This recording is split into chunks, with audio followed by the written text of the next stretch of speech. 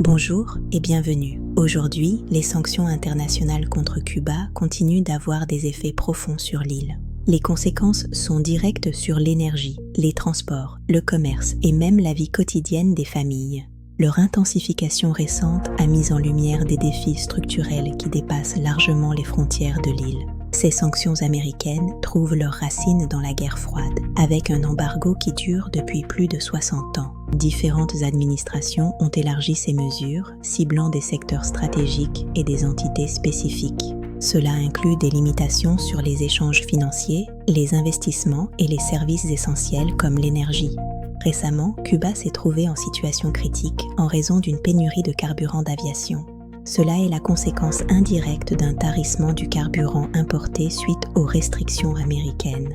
Plusieurs compagnies, dont Air Canada, ont dû suspendre leurs vols entre le Canada et la Havane. Cette crise montre à quel point le système des transports dépend des importations de carburant.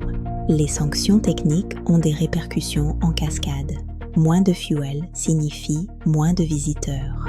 Cela se traduit par une perte de revenus dans le tourisme, l'un des piliers économiques majeurs de l'île. Le tourisme soutient l'hôtellerie, mais aussi des milliers de petites entreprises et de guides locaux. Lorsque ces activités ralentissent, ce sont des emplois et des revenus qui disparaissent pour les familles. Des familles déjà fragilisées par des décennies de contraintes doivent faire face à de nouvelles difficultés. Au-delà du tourisme, les sanctions ont également un impact sur des domaines comme la santé publique.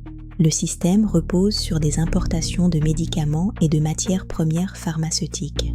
L'inflation et les restrictions rendent plus difficile l'accès à certains produits essentiels pour les malades. Une autre conséquence est la pression sur la monnaie nationale et l'accès limité aux devises étrangères.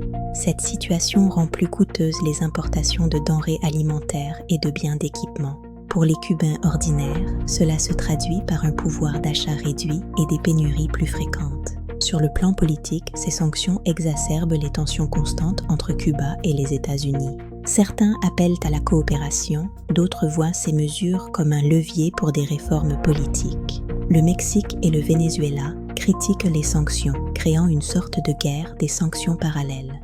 Pour les Cubains, les conséquences sont quotidiennes. Interruption de services et isolement économique.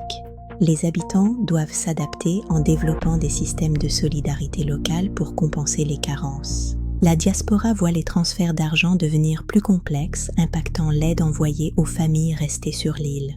Ces sanctions ne ciblent pas que des secteurs, elles reconfigurent l'économie et perturbent les échanges. Alors que le monde observe, les décisions d'aujourd'hui auront des conséquences durables pour l'avenir de l'île. Pour ne pas manquer les prochaines analyses, abonne-toi à la chaîne. Excellente journée à tous.